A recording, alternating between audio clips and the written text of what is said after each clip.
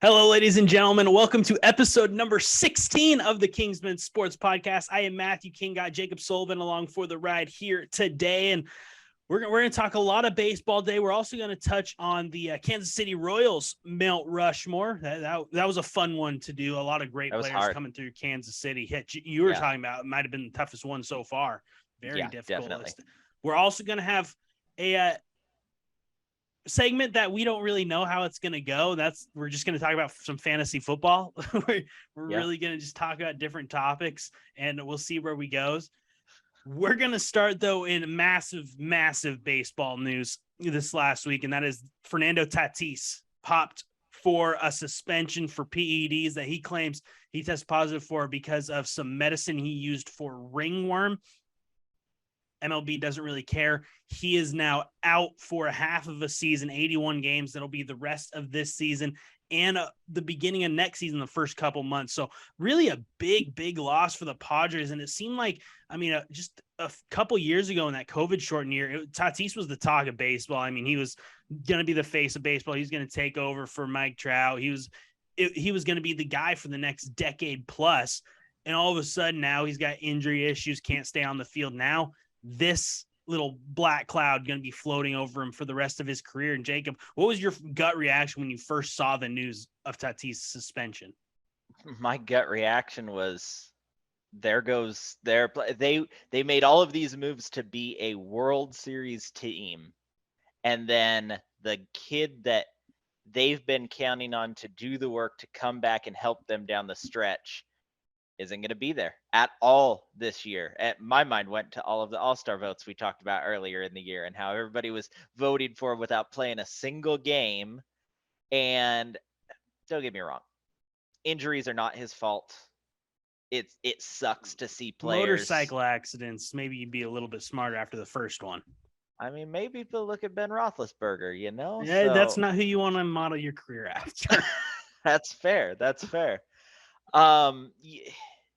Injuries are unfortunate, whether they could be prevented or not. No one likes to see it.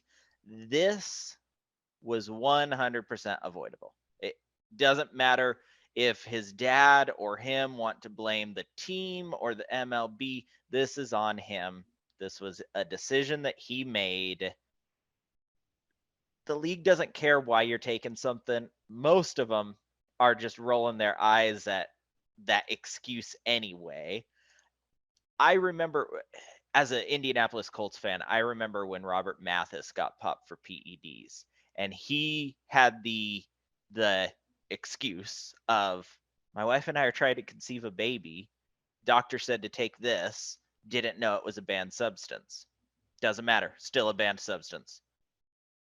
If it gives players an unfair advantage, it's illegal for a reason. Now, MLB can go in there and say, well, does this really have an effect? Maybe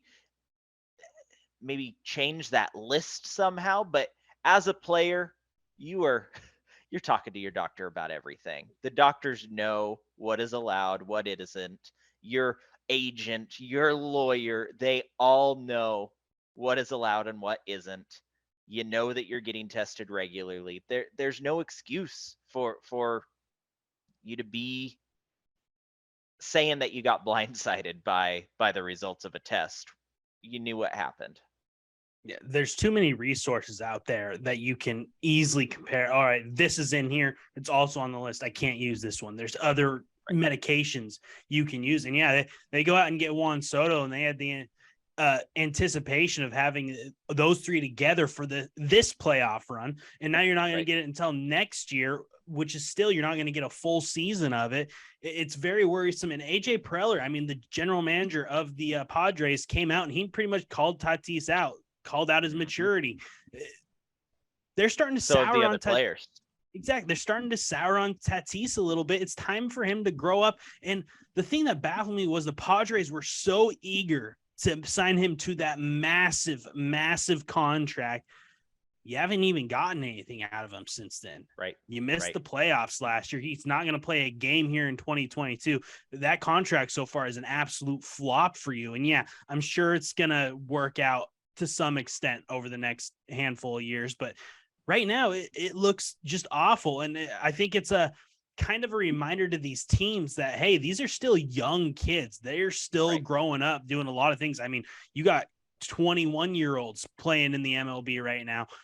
Right. Slow down on these contract extensions. And I know players are going to start coming out with the, they're keeping me in the minor leagues, trying to sign me this contract. So my player time, they can control me longer.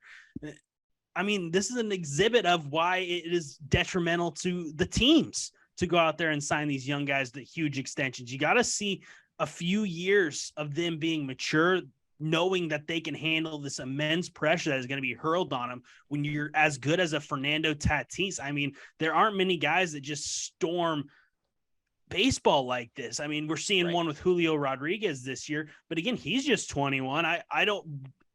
Now I'm thinking, okay, maybe we shouldn't rush this contract. Maybe we should talk about it with Julio, but not be in a rush to get this massive deal done.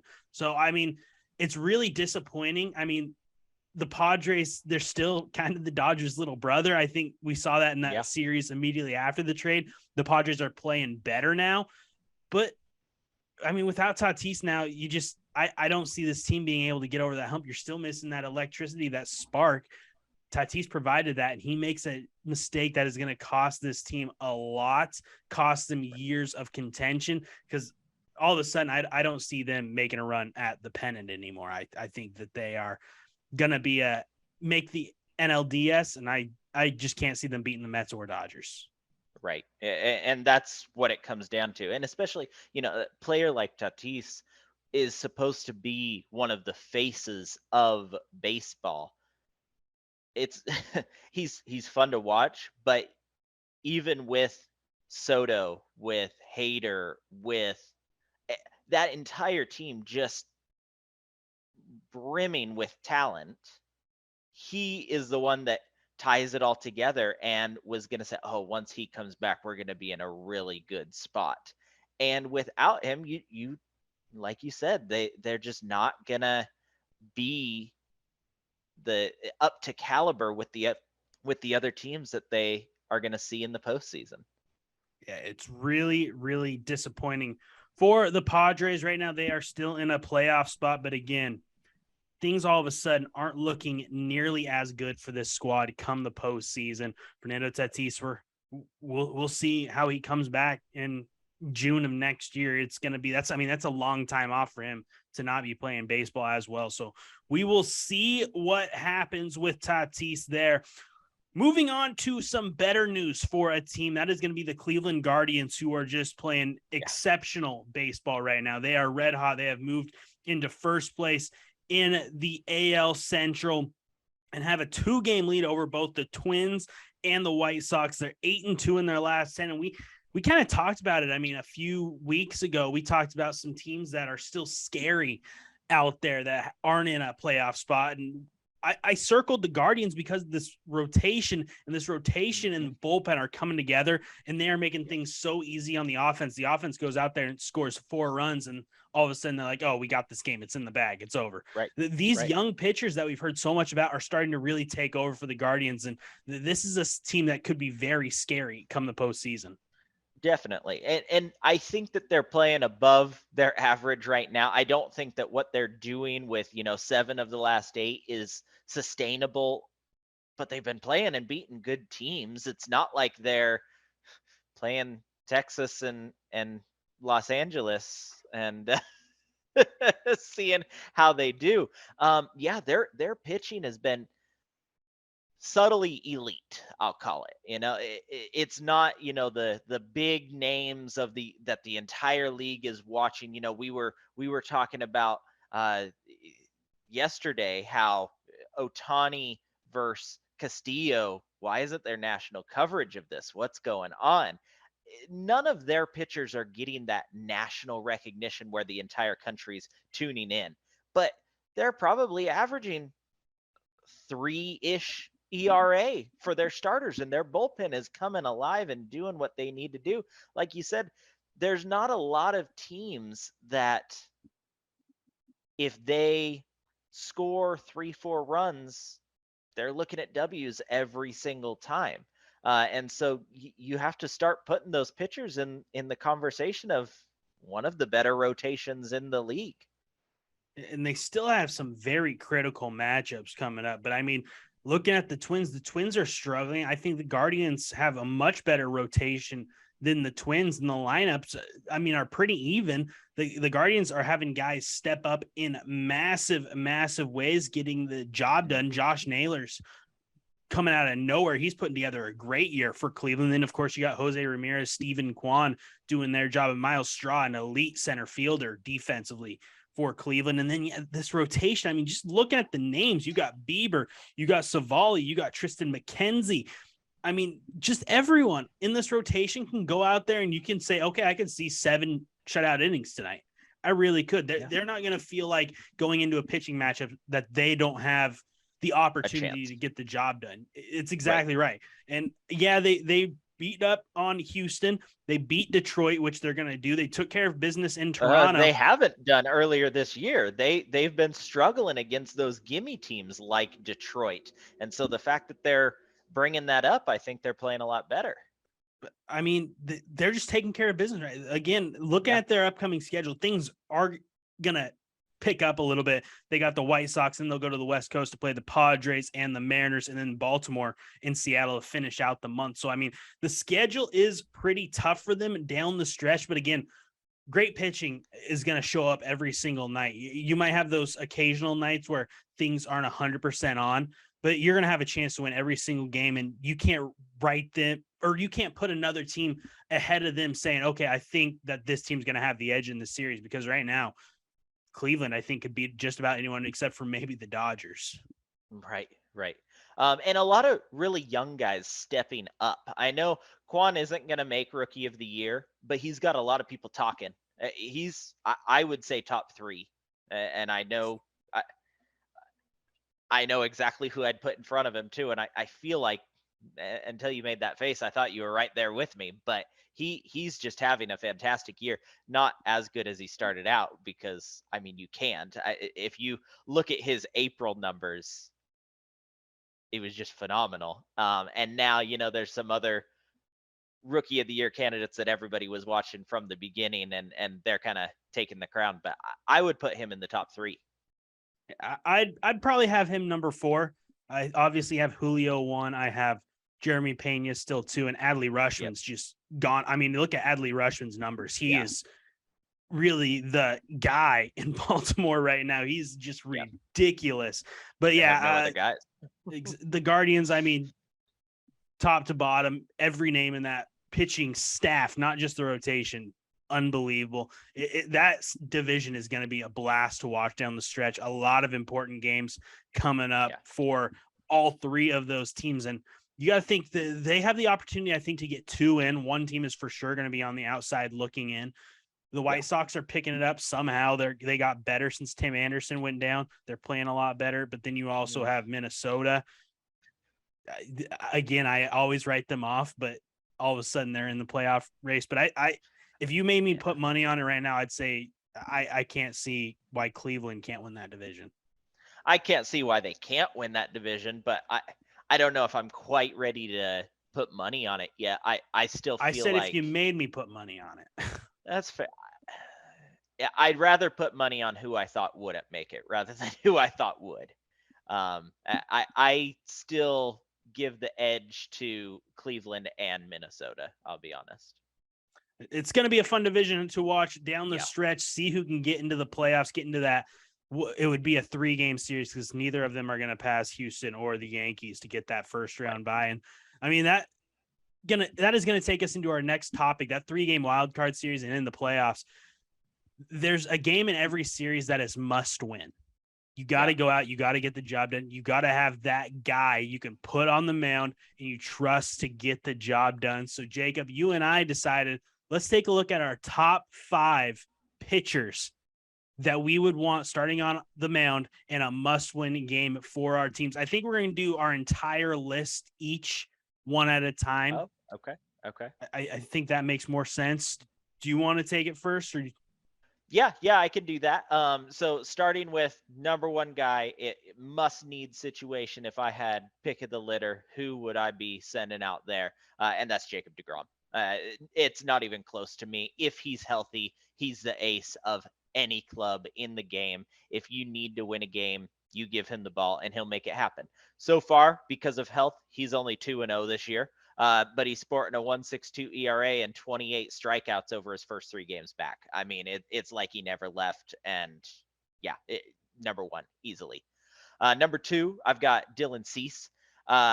Greatest all-star snub that I can remember, sporting a 12-5 record, dominating 1.96 ERA and 174 strikeouts, leading the league in strikeouts per 9, but also leading the league in walks. So, you got a little bit of a hamper there, but just a phenomenal pitcher.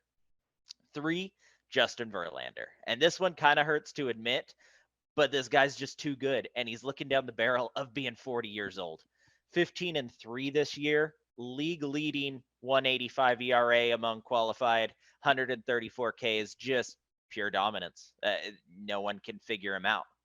At 4, I've got Corbin Burns. If you look at his stats, he actually hasn't regressed at all from last year when he won the Cy Young without the wins. And you can blame that on the rest of the team. His ERA is actually better than it was last year. His whip is actually better than it was last year. He's leading the league in strikeouts with 181, and he's at a 2.39 ERA.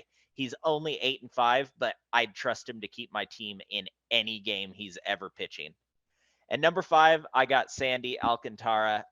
Marlins really are a better team than their record and their stats would lead you to believe. Their division is their toughest issue that they have to face.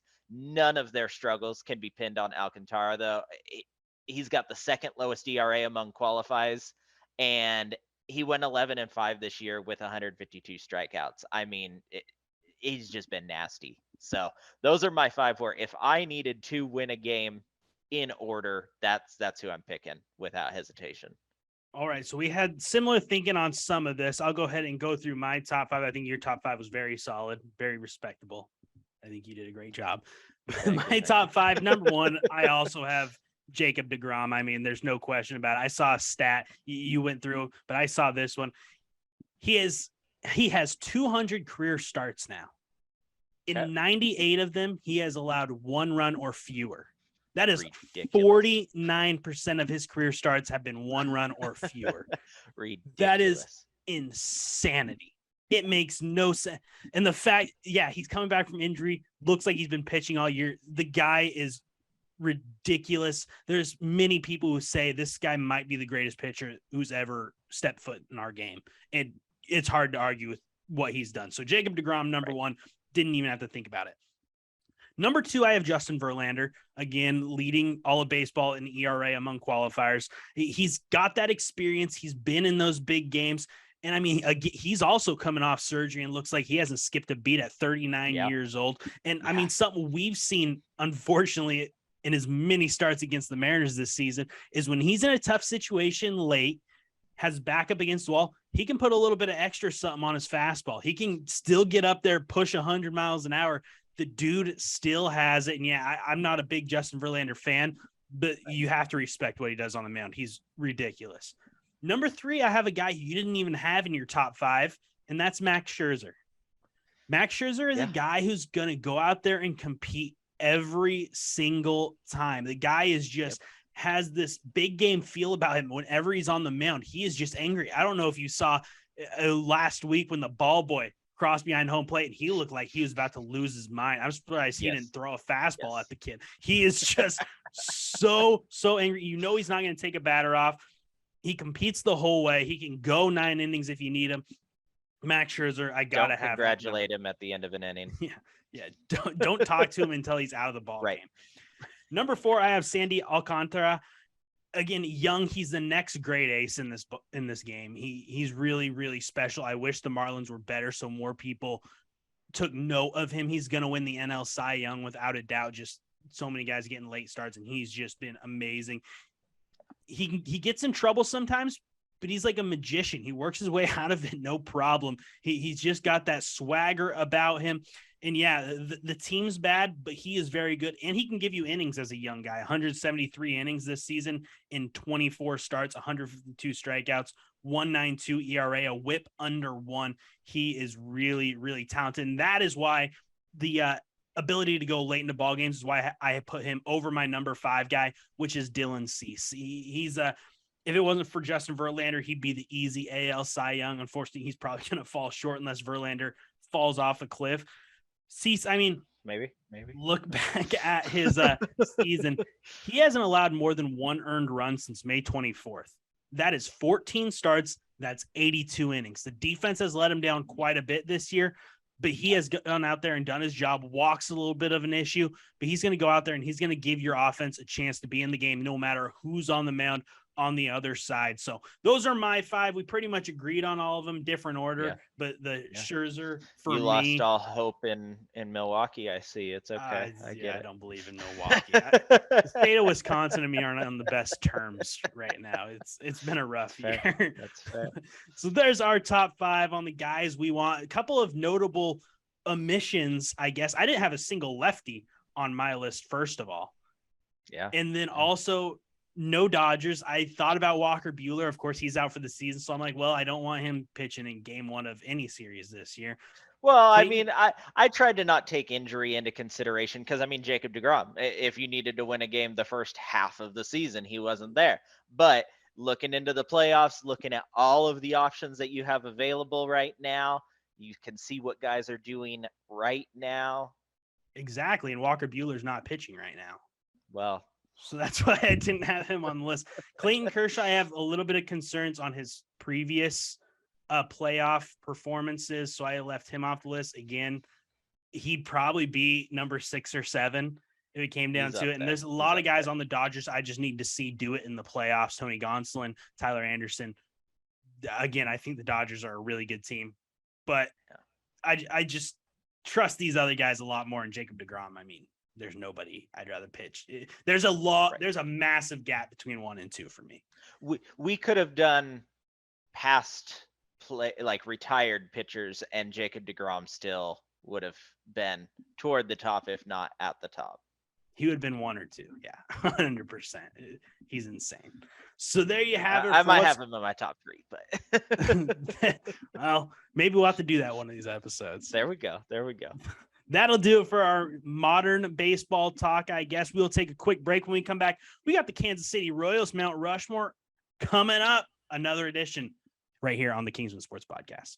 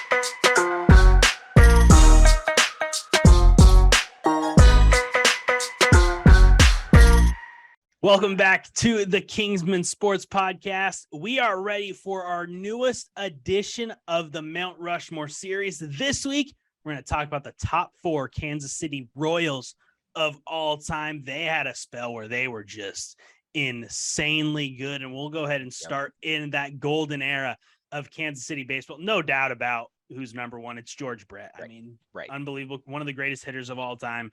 Without question, a 305, 369, 487 slash line, 317 career home runs, 1,596 RBIs, 3,154 hits. That is absolutely ridiculous. An 857 OPS. I mean, just everything this guy did was just special. And I know he's remembered a lot for that pine tar. That was just unfortunate. That he won It was just unfortunate Yeah. but I mean, that's the only controversy about this guy. He was just a hitter. He went out there and he was going to hit the ball. He's going to play really good defense. He did it all for the Royals. And I mean, still, when you think of Kansas City Royals, I don't know how George Brett doesn't pop in your mind immediately. Yeah, no, 100%. One of the best third basemen the game has ever seen. Every single one of his 21 seasons in the bigs were as a Royal. He's the best player that city has ever seen in sports. This is something I just learned today, actually, talking about other things with baseball. So I had to write it in my little notes, but he had a full season, not a small sample size, a full season where he had more home runs than strikeouts.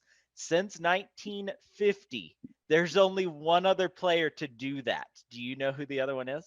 Just out of curiosity. I guess Barry Bonds. That you are correct. Yes. Uh, Barry Bonds did it in 2004 and Brett did it in the late 80s. But a full season with more home runs than strikeouts. I mean, just insane. You don't see that. and I will throw in, comparing him to Bonds, he wasn't getting walked like Bonds. He had to go up there and hit. Right. Exactly. Yeah. 13 consecutive All-Star games, a Gold Glove, 3 Silver Sluggers, and MVP. He won the batting title 3 times in 3 different decades. Just insane. He was the first Royal to ever wear a Kansas City hat in Cooperstown. Leads all third basemen in hits in the MLB ever. Won a World Series in 1985, and he helped coin the phrase the Mendoza line. So the entire sport owes him a thank you that they can never repay. Yeah, unbelievable career. Special athlete and unbelievable hitter. He was one of a kind. Let's move to number 2, another guy who was a part of a World Series team with the Kansas City Royals. We're going to talk about Frank White. Frank White, again, his numbers aren't going to jump off the page to you, but he was a career Royal and he did his job. His defense was just second to none. It was really, really remarkable what he did.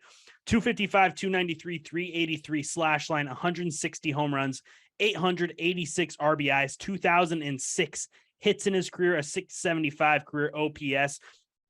He was a broadcaster for the Royals after he was done playing for him. Hey, we're not talking about post-player careers, right? I'm just saying this guy's ingrained in the Royals. He's beloved. Yep. He was a first base coach for the Royals. He's got a statue outside of Kauffman Stadium. This guy is Kansas City. They absolutely love him. It's him and Brett are the only 2 players that have statues at that stadium. That tell you how loved he is in Kansas City. And him and Brett are the only Royal players who have their numbers retired. You know, obviously they have Jackie and then they had their coach. But yeah, it not as eye-popping of season stats, but because of his longevity with the club, he owns the silver medal in basically every offensive stat you can think of, right behind Brett. And like you said, his defense was just incredible. 5 All-Star games, 8 Gold Gloves, Silver Slugger. Yeah, he's right there with Brett. You know, not to the level of Brett, but right there alongside him in pretty much everything in Royals history. Also won the 1980 ALCS MVP. They didn't win the World Series that year, but I mean, That just tells you he could carry the team if need be. He was just a freak defensive. I got mesmerized when I was doing research for this, watching his defensive highlights. Unbelievable. And him and George Brett actually held the record for a little while on games played as teammates. So that was really cool as well. They were kind of that peanut butter and jelly there for the Royals for a while. Let's move to number 3. We're going to have a pitcher now. We're going to have Brett Saberhagen. Again, a remarkable career with the Royals. Really, really talented pitcher. 110 career wins with Kansas City, a 3.21 ERA, a 1.13 whip, 1,093 strikeouts, 64 complete games, which always blows my mind seeing how many complete games those guys had that pitched in that time in baseball history. He was just sensational. He was disgusting. He was filthy. And I don't know if you saw, there was a commercial that they recorded with Brett Saberhagen back then for, I believe it was Ford, where he rapped too. So, I mean, he was a man who could do it all. Oh, I did not see that. Thank goodness. Oh no, you got Yeah. to see it. Unbelievable. I prefer Randy Johnson's commercials. Those are the primo pitcher commercials. Now if you just looked at his stats, Brett is not the best pitcher in team history. But if you look at the accolades, no one even comes close. 2-time Cy Young winner, 2-time All-Star. He won a Gold Glove. 1985 World Series MVP. I mean, he was part of that championship team there. You mentioned all of his stats. I'll let you know he had a single save in his entire career. One save. So you forgot to mention that part. And his no hitter in 1991 is the last one to date for the Royals. So just an incredible pitcher who brought that attention to the team without just mind-blowing stats. So now we go to number 4, and this is where we again have a different player for number 4. So I'll go ahead and go first. This is a first for me, and I couldn't remember if you had done this before. This is the first time I have a player on my Rushmore that is currently playing for that team still. Yep, that would be a first for both of us. I've got Salvador Perez. I don't blame you. Unbelievable career. Won a World Series with the team, of course, in 2015. Made it to that second World Series the year before in 2014 when they ran into the Giants in an even year. So they were helpless there. But I mean, Salvador Perez, 267 average, 299, 463 slash line, 217 home runs, 709 RBIs, 1,227 hits, a 762 OPS. Those are up to date. I filled that in 2 days. So that includes their most recent games. One of the greatest catchers of all time, definitely one of the best catchers of this era. He was one of those guys who could go out there and be a dominant catcher on defense, and they could go swing a bat like no other. I mean, he was unbelievable. 7-time All-Star, 5-time Gold Glove winner, 4 Silver Sluggers. He was 31 last year. He's still only 32. So, I mean, he's still got time. But I mean, he hit 48 bombs last year, 121 RBIs, a single season home run record among catchers in MLB history. And of course, that World Series MVP in 2015 hit 364 against the Mets in that World Series. He's going to be a Hall of Famer. I think he's the next Royal to get into the Hall of Fame. There's no question about it. When he goes into the Hall, it will be as a Royal. And he's just always having fun, always smiling, having a good time. I wish he wasn't as good when he played in Seattle for the Royals. But, I mean, he is just ridiculous and a really good model for what you want a catcher to be. Oh, definitely. Teams are looking for catchers like that anymore that can play defense and have that bat. And it's just getting more and more rare, it seems.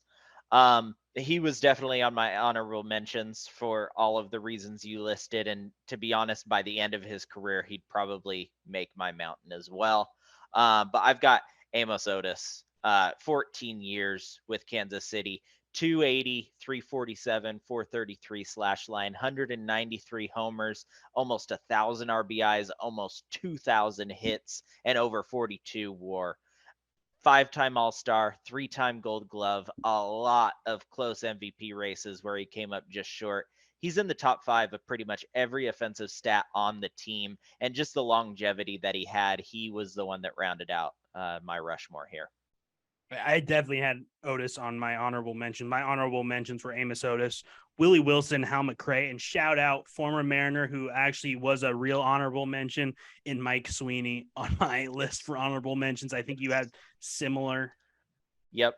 I had Salvador, Willie Wilson, one of the greatest base stealers of all time, 602 stolen bases as a Royal, 14 terrific years with the club. To be honest, he was in my 5th spot over Salvador right now. Alex Gordon, one of the best defensive outfielders we've ever seen. 8 Gold Gloves, 2 Platinum Gloves, 3-time All-Star. Kevin Appier, 100. His stats almost put him above Brett for pitching. Just incredible, almost 1,500 strikeouts. Leads the team in most pitching stats. But again, just the accolades get Brett a little higher there. And then, yeah, Mike Sweeney. And it might have just been because he was prime time when we were growing up, but in the early 2000s, Sweeney was always commanding respect if you were talking about scary hitters. And he also defended Griffey during Napgate, challenging anyone who said that Griffey was napping in the dugout to, I quote, stand up and fight him. And no one stood up. Dude, Believe it or not. He was so amazing for the Mariners. He had so much. He was riding the bench, and he was just getting those bench players fired up. He was having them ready to go at the drop of a hat. He was awesome. Unfortunately, just fell short of the Royals Mount Rushmore. So there you have it, our Mount Rushmore. Mine was George Brett, Brett Saberhagen, Frank White, and Salvador Perez, and you had George Brett, Brett Saberhagen, Frank White, and Amos Otis. So there you go. You guys are going to be able to go on to our social medias and vote who you agree with, who you think should have been on either of ours that we left off the list completely. But go ahead and let us know what you think of them here this week. Next week is going to be one that's going to be a little tough for an obvious reason. We're going to talk about the Houston Astros next week. Let's just make a rule. No American League players. How about that? No. I mean, I don't know if I can do that, but there's definitely some. I can think I might only have one modern player on that team. So it is going to be it's going to be a fun one next week. I'm really looking forward to it. That'll be coming up next week. And now we will take a break. And when we come back, we're going to have just a little fun, free, no studying done fantasy football talk. We're going to talk about fantasy football, some things we're looking forward to this year, some positions that we think might be, a reach to get, and also why you shouldn't trade away a ton of draft picks in a dynasty league and then miss the playoffs. That is all coming up next year on the Kingsmen. Got more to say about that. There's more to that equation.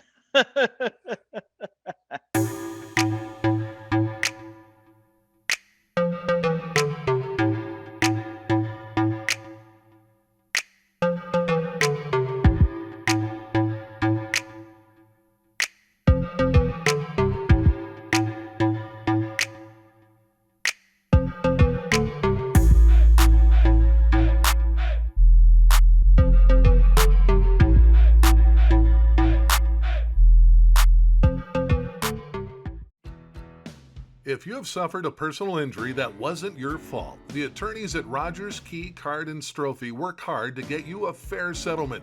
Managing partner Scott Key spearheads the personal injury practice that features decades of experienced attorneys to represent you with a proven history of successful verdicts and settlements. You can find them at budbaylaw.com to schedule a free consultation with Scott Key. Welcome back to the Kingsmen Sports Podcast. It is time to finish this episode up with just some fantasy football talk. And Jacob, you and I are in a couple of leagues together. I think one of them might actually be falling apart. So we'll see how that league works. Yeah. But we are in a dynasty league with our family. This is the second year after going dynasty. So we get our we decided we are going to have a total of 4 guys you have to keep, and then you have an option for a 5th. So it's kind of been interesting. Jacob, you and I had different strategies at the trade deadline last season. You were close to being able to push for a playoff spot, and you really went for it. I was tied for first, is what you meant to say. I was tied for first. Let our viewers know how that played out. I was tied for first. Was it week 7 or week 8? I'm thinking it was week 8. Okay. And I upgraded 3 positions that were kind of on the fence, and got some really good guys to bolster my lineup. And in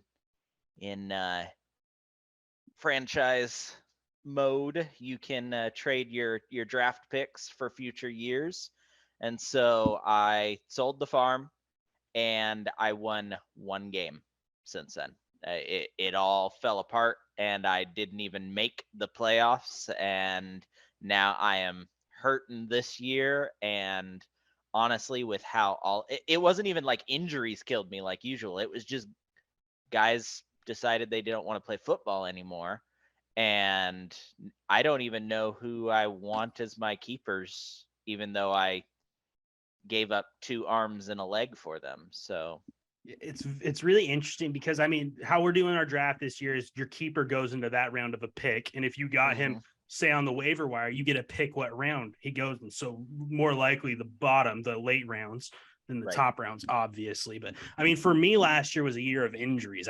My team couldn't stay healthy, and it's an 18 league, so the teams are obviously a little bit more loaded than in other leagues. But I mean, I had guys like Derrick Henry, I had Patrick Mahomes, who was supposed to have a big year, Calvin Ridley, who really didn't do anything, James Robinson, who you so graciously took off my hands. Yeah. And I mean, I went bold on tight end with Logan Thomas, and he couldn't stay healthy. So my guys were just beat up. And as soon as Derrick Henry went down, the losses just started going one after the other. So I was in deep trouble. But I mean, I think my team is absolutely loaded here for the future. I will be keeping Cooper Kupp without a doubt. He was a pretty solid. I believe he was a 7th round pick. Yeah, 7th round pick for me. I also got Jamar Chase in the 12th round.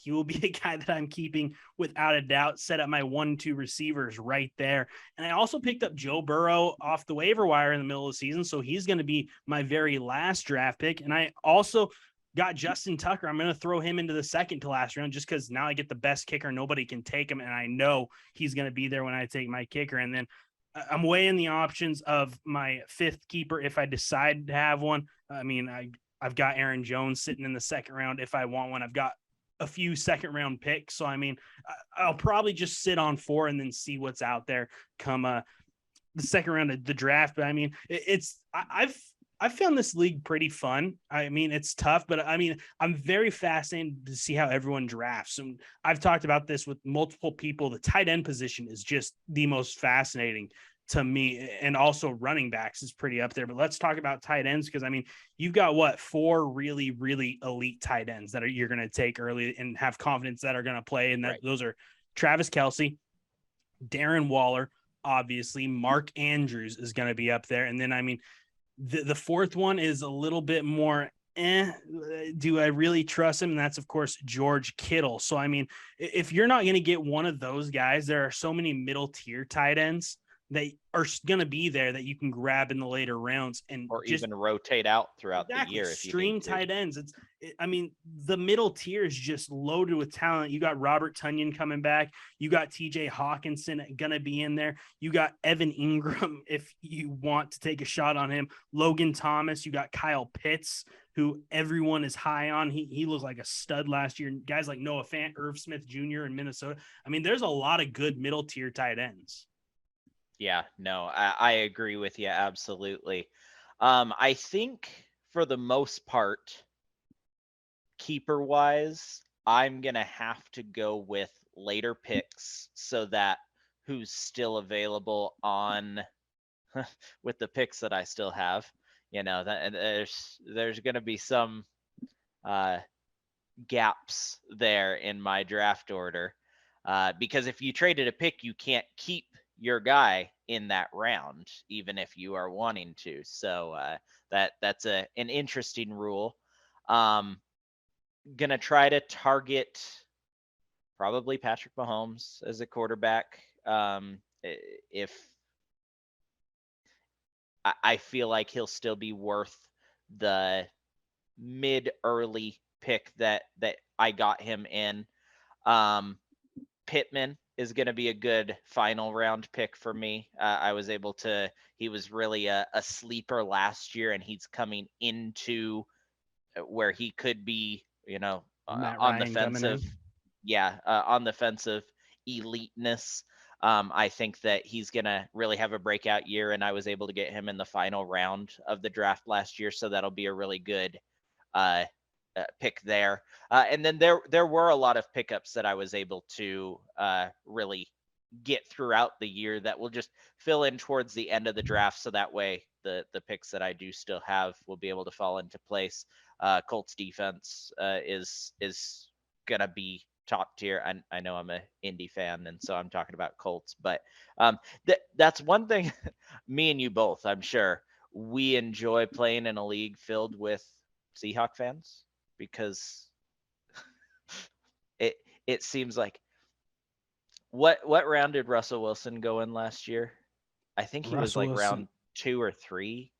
No, he wasn't until a little bit later, I don't believe. Russell Wilson was round 5. Okay. The latest I think he's ever been taken. Right. He has been first overall pick in this league before, and it's good to have basically your entire team as a sleeper. I will let option. you know you're going to get some text from some people who listen to this podcast saying, "Are you talking some smack?" I am. If a word of advice to all fantasy football players: if your team is loaded up on Seahawks, you're not going to have a good year this year. I'm putting that out there. I think that most Seahawk fans are aware of that. I'm not saying they're going to be the worst in the division, but that is a strong division. I was going to say that is a very strong division, and they're going through a transition period. So it's Mariners' time to shine in Seattle. And so, yes, to answer any questions that so our viewers know, Jacob, you specifically gave up 4 draft picks last season. It felt like a lot more, but you did miss the playoffs. Meanwhile, our league champion, which was my father, only gave up 3 draft picks, and the earliest was a 5th rounder. So, I mean, his team was fascinating last year. He scored the 2nd fewest points in the league and won the championship. It was unbelievable. He just played people on bad weeks. It was a crazy year there. But it's going to be a weird one this year. I think there's a lot of guys you're going to have to take some shots on, some guys who are coming off some health concerns. I mean, Derrick Henry, how early does he go? He probably is going to go early. I know that Jonathan Taylor is going to be kept in the 1st round with the 7th pick. Going to be a very, very smart pick there. But another thing about this league is starting from here on, your guy's going to move up around every single year. Every single year. So if you use a 1st round pick on a keeper this year, you're not going to be able to keep him next year. So it's very interesting. And my method to drafting is I need to get the position players early. I need to get a solid running back early, and I need to have a solid receiver, which is great that I have 2 fantastic receivers that are mid to late round picks. So I don't even have to worry about that. I can go running back, first 3 picks if I want. And I finished 5th last year. So I'm in the middle of this draft. I'm in a good spot where I'm going to be very disappointed in myself if I don't, go off and have a very good year, get in the playoffs. And I mean, I was bad for a while. There were jokes in our family about, hey, we should name the trophy the Matthew, because he's never going to win it. And then I went on a streak where I won 3 of 4. And in that 4th year, I lost in the championship game. So I was on a tear. Unfortunately, last year was the end of that golden era. But again, we talked about fantasy football is awesome for a lot of reasons. And we kind of talked about it before we started recording. It gives you a reason to be passionate about other teams that aren't your team. It gives you a reason to watch those games. And it's always fun to get together with the guys and gals from your league and watch football, talk some trash. Obviously, it's just a really good time. And I think it's great for the sport. I think that's why football is the biggest sport in the country right now, is because fantasy football is just so enjoyable. It's just a good time. Everyone plays it. Yeah. I also think that it works best in football rather than other sports. I know other sports, you have fantasy baseball, you have fantasy basketball. One of my friends tried to get me into a fantasy bass fishing league. And you pick guys depending on how they do in tournaments. I mean, they have it for everything, right? But football, having that 1 game a week, this is when your guy plays. He's got a bye week. He might play on Thursday. Most of them play on Sunday. He might play on Monday, but you have that cutoff of this is when your players are playing. That I think really, really just helps it work. I love baseball more than I love football. I'm not a fan of fantasy baseball. I've tried to get into it. It just doesn't work for me the differences in the amount of games. If there's a rain delay, it's a 0. You don't get the makeup game to count. It's too confusing figuring out just when all of the games are going to happen. And so I like fantasy football. It's go ahead. I personally love fantasy baseball. I'm a fantasy baseball player. My team is going to waltz right to a championship this year. I think it's more enjoyable when you're playing with people you know. I just haven't been able for years to get enough people together to play in a league. And the leagues I like to play in is where you set your lineup for that week. You don't get to change it daily. You got to go with these guys are going to be in your lineup. That's what I see most often. I enjoy it, but yeah, fantasy football is still miles ahead of fantasy baseball. Yeah. And honestly, when I was a kid, I grew up loving baseball, and it took me a while to get into football when I was growing up, and fantasy football was a big part of that. You know, you learn different players that you wouldn't be paying attention to otherwise. You know, they're not on your team, they're not in your division, they're not one of the biggest names in the sport, then you're still going to focus on them because they're on your team. They're getting you points. You care about games that you normally wouldn't. If it weren't for fantasy football, I would still watch football, of course. I would watch my team's games, and I would probably watch local teams' games, you know, local meaning Seattle, you know, with friends, or I might even go to a friend's house and watch a day of Sunday football. But I wouldn't sit around the house and watch a random Cowboys-Eagles game on a Thursday evening if I didn't have fantasy football going on. It wouldn't interest me as much. It gets you connected to the game a little bit more, and I think that's what makes it special. So we will be talking some fantasy football throughout football season on this podcast as well. We're looking forward to that. But that is going to do it for this episode of the Kingsmen Sports Podcast. Thank you guys so mumuch for hanging out with us. I think this one's going to be a little bit of a longer one, but we're glad that you stuck through it. And we'll see you next week. Next week is we're going to have the college football talk next week. Can't wait for that. We'll also obviously talk about whatever baseball topics come up. We're going to do our Houston Astros Mount Rushmore, and we're going to talk about some preseason football, maybe some sleepers, some guys that are bursting onto the scene, some rookies that look really good. We'll talk about them next week for football, but that'll do it for this week. Kenny Pickett. We will see you next week for more sports talk on the Kingsmen Sports Podcast.